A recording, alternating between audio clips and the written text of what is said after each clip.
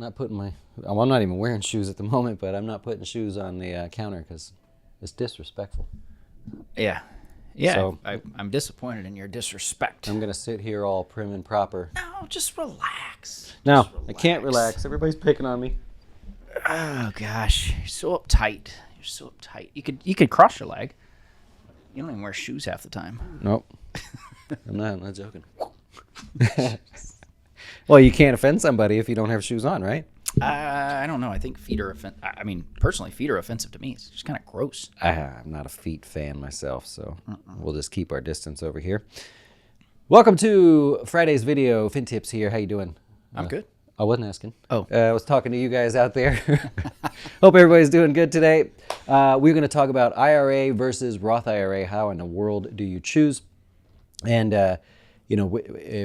how do you pick, right? Well, we're going to go through a couple things here and maybe show you something a little bit different that you're not used to seeing. Eric is going to kick us off here, right? Yeah. Oh, great. Okay, good. Let's do this thing. Kick us off. Love it. Take my shoes off. All right. So the thing is as far as a traditional IRA goes, the biggest problem that you have with a traditional IRA is the fact that it may not be a deductible contribution. And a lot of people make a mistake. They put their money into a traditional IRA thinking, hey, I'm also going to get a deduction on this, and then come to find out it's after tax. And when it's after tax, it really just messes everything up. There's no point in not doing the Roth then if you're under the Roth income limit. So make sure you're under the Roth income limit if you're going that route. I literally have that client right there, that email. That is exactly what he's doing there. He's like, there was some years where I didn't get the deduction because nobody told me. This was before Jazz.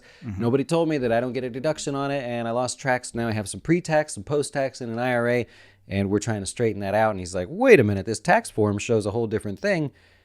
It's a pain. It really is. Yeah, it's a pro rata calculation. You can Google it to figure it out. But the basis is if you go to convert your money, you think, oh, well, I put $6,500 in post-tax into my traditional IRA, and I have $100,000 in there. I can just take the $6,500 out because I paid the taxes. Not how it works. Don't let that happen. So as far as it goes, you've got a breakdown.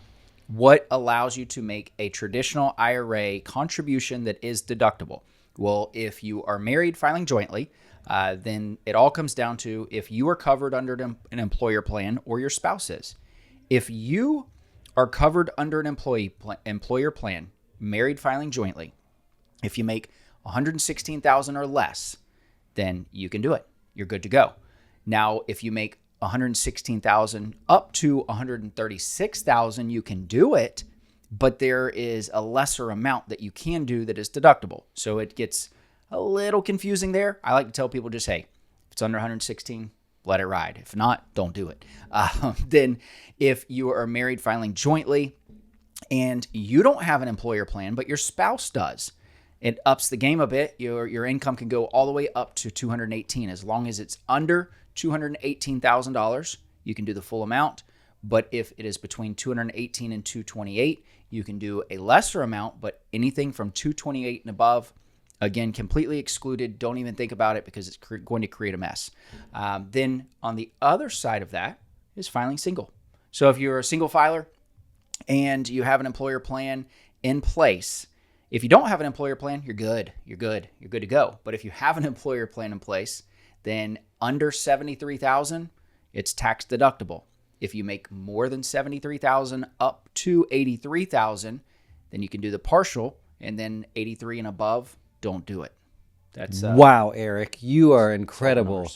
My mind is blown. How do you remember all of that? So got a little chart right here that I'm using, and I'm gonna put this for clients in the dojo. So in our portal, you'll have that. But if you're not a client, what are you doing? you think about it. Think Join about us. it. What are you doing, baby? Or just watch our videos, and we can at least tell you what's going on around here. I love it. I love it. Okay, I'm going to add a different way of looking at this by, let's just pretend that you can choose either a traditional or a Roth. There's no limitation. You figured this out. You're good to go. Everything he just talked about, you say, yes, I still get the deduction if I use a traditional IRA, and I'm still eligible for a Roth. How do you decide? Well, let's take a look here at a very simple, I'm working on a class for clients to really break this down and find the break even. Don't let this scare you for a second. I'm actually going to point down and go through this here. So if you are working now. Let's say you make as a family 180,000 or something, and you're in the 22% tax bracket.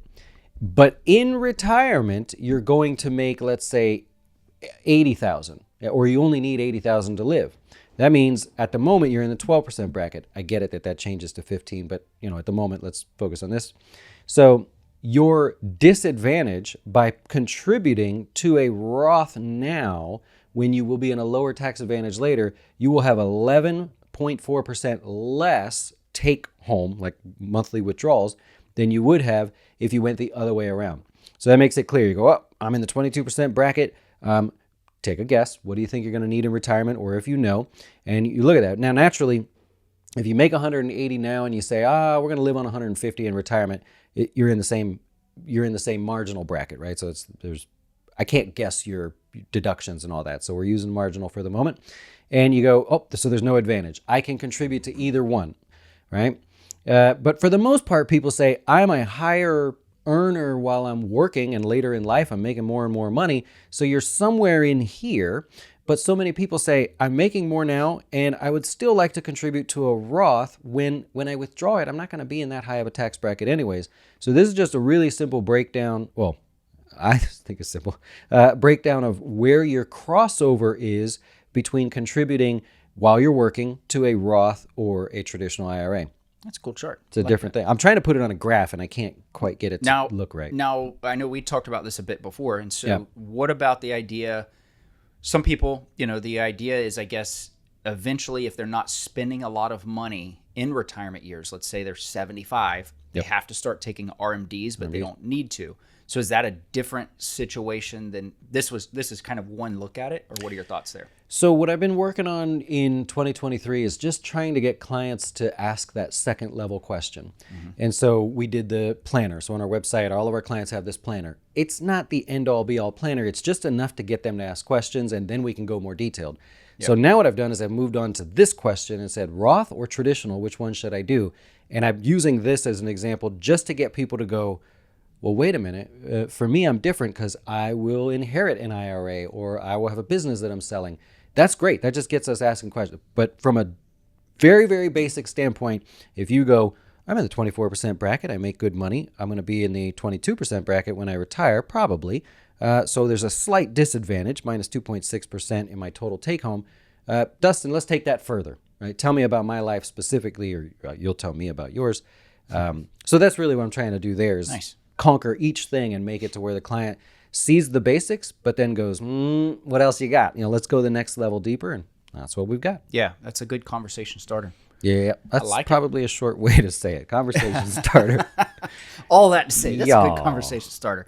Look at you. You're actually the one talking more than me right there. Hey, you know what it is? I'm going to get a soda after this. Oh, gosh. I've determined I'm getting a soda today. You're back to that, huh? Today I am. Whew. Hold on tight. Tasmanian devil coming through this place in a minute. Oh, dear. All right. Well, I got a question for you. Okay. What did the duck say after he went shopping?